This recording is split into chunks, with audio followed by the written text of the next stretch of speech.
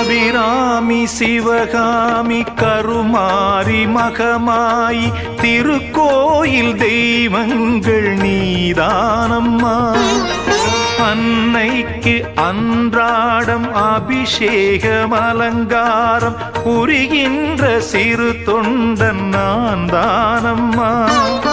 பொருளோடு புகழ் வேண்டும் மகனல்ல தாயே உன் அருள் வேண்டும் எனக்கென்றும் அது போதுமே.